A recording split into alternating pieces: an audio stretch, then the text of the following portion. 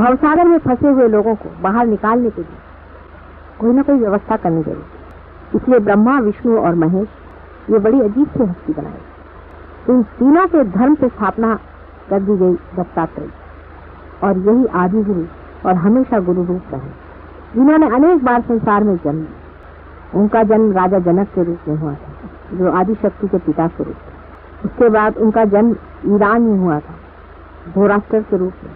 मच्छिंद्र नाथ भी वही, मोहम्मद साहब भी वही, नानक साहब भी वही।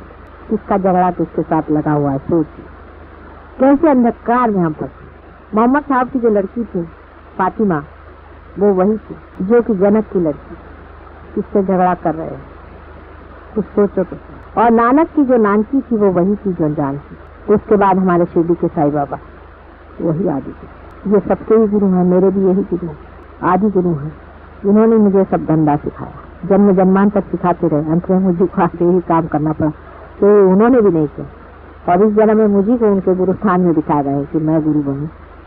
अजीब सी हालत है। एक जमाना ऐसा था कि किसी स्त्री को कोई गुरु मानने को तैयार नहीं था। कलयुग में माँ के सिवा काम नहीं, पुरुषों के बूते का काम नहीं, प्रखरता से काम चलने वाला नहीं, माँ का प्यार ही से, क्योंकि इतना ज्यादा पहले ही से दबाव और टेंशन संसार में आ गया कि आदमी टूट जाएगा जिस दिन और प्रखरता में पड़े, और टूट ही जाएगा। इसलिए प्यार के बगैर कोई इलाज नहीं था। इसलिए हम ही को आज गुरु को दिखाना पड़ा। अब शिकारी है, लेकिन हम तो जानते ही नहीं कि गुरु क्या होता है।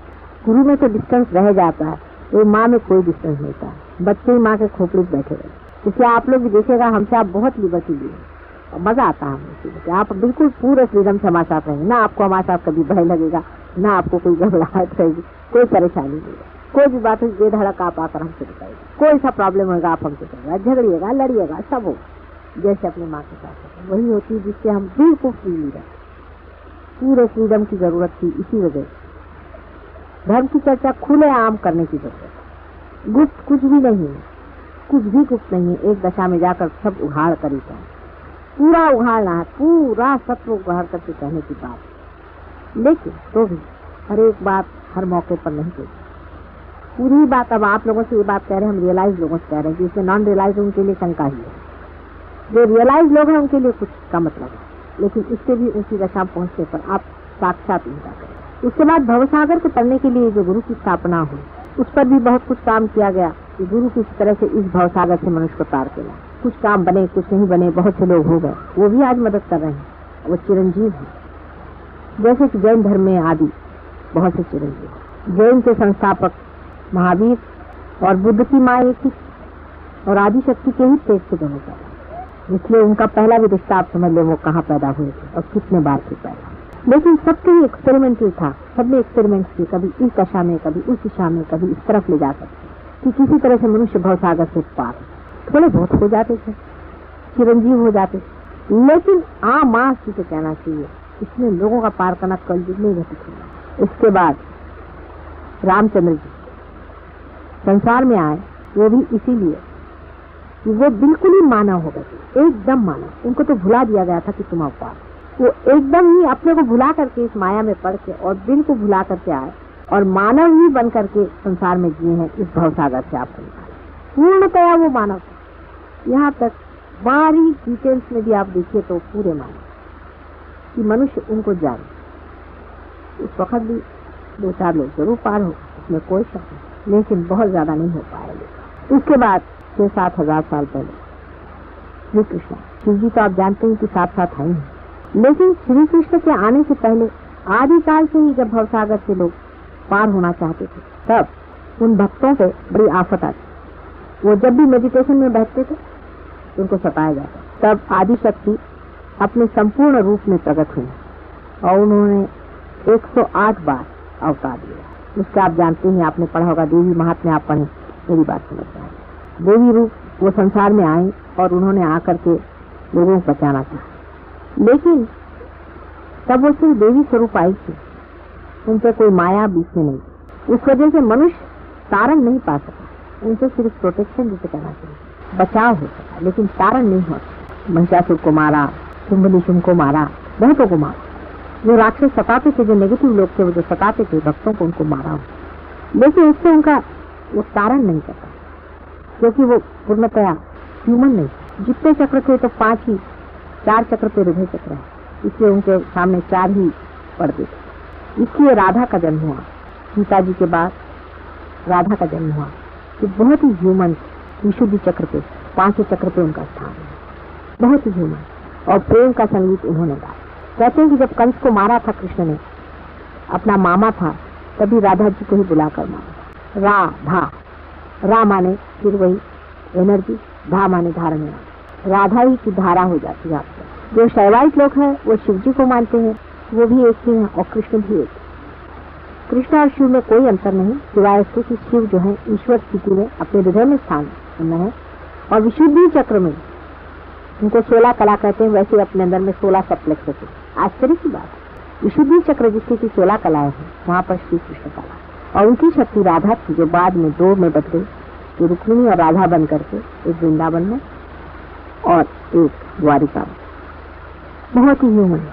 उसके बाद श्री कृष्ण का एक ही पुत्र था, जो प्रणव स्वरूप, या सोचिए साक्षात ओम स्वरूप जो था, उसने अवतार लिया, उसका नाम जीसस क्राइस्ट, और उसकी मेरी माँ थी, आज्ञा चक्र पे हुआ। आज्ञा चक्र पे आते ही वहाँ पे ईगो और सुपर ईगो दोनों का सामना होता है।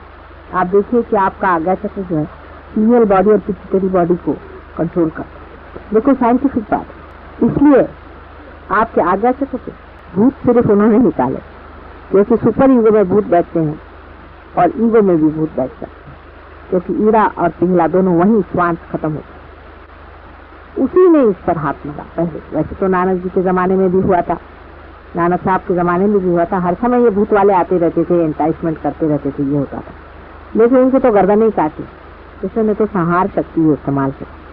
तो आज्ञा चक्र पे ईसा मसीह का नाम, और महालक्ष्मी जिनका हम इतना स्तुति गाते हैं, उसको किसी ने कहीं वर्णित नहीं किया कि वो कहाँ थी, वो स्वयं मेरी। वे जब भी अपने बच्चे के साथ आती हैं, पति के साथ में आती हैं, तब शांत रहती है, लेकिन जब अकेली आती हैं तभी दृष्टि पर। और सबसे यहाँ का स्थान साक्षात भगवती, सहस्त्रार का स्थान साक्षात भगवती, जो स्वयं से तोड़ सकते, जिसमें 7 चक्र पूरे होते हैं। इसीलिए माया भी 7 पड़ देती है, आदमी पहचान नहीं, मुश्किल, बहुत पूरा की पूरा उसका ह्यूमन, बिल्कुल ह्यूमन चक्र पूरा होता है। 7 चक्र कब, आपको क्या करना चाहिए, किस तरह से अपनी साधना पूरी करनी चाहिए, ये तो मैंने थोड़े में बता दिया, लेकिन मेथोडिकली से बताया जाए तो इस तरह से समझिए। इसका कोई समय तो होता नहीं, हर समय आप निर्विचार तान रही, जैसे इस वक्त भी आप निर्विचार बैठे, जब भी चांस सुने निर्विचार तान रही। अब इसके बाद में थॉटलेस अवेयरनेस के बाद में डाउटलेस अवेयरनेस होता है। अब आपको शंकाएं खड़ी होंगी, इसके बाद सेकंड स्टेज में आदमी डाउटलेस अवेयरनेस में। अब शंकाएं होंगी, ये ठीक है या नहीं, माता जी ने कहा ये बात ठीक नहीं है, ऐसा कैसे हो सकता है, ये हुआ या नहीं, हम पार हुए कि नहीं है, इस तरह की शंका है। ये शंका का निर्मूलन ऐसा होगा कि जब आप अपने स्थान पे स्थानापन्न हो, माने कि हमने आपको तो सिंहासन दे दिया, लेकिन आपको शंका ये सिंहासन है या नहीं, हम बैठे हैं ठीक है या नहीं, तो आप देख लीजिए, आप अपने हाथ से देख लीजिए कितनी अद्वितीय चीज आपके हाथ से जा रही है। लोगों को जब आप इसी हाथ से छू करके ठीक करेंगे, आपको जब इनके अनुभव धीरे धीरे आने लग जाएंगे, तो आपके डाउट धीरे धीरे कम होंगे। माने कि हमने आपकी नाव बना दी तैयार कर, अब तैयार होने के बाद इसको नाव को पानी में छोड़ना चाहिए, लहरों से लड़ना चाहिए, तब पता होगा कि नाव है या नहीं।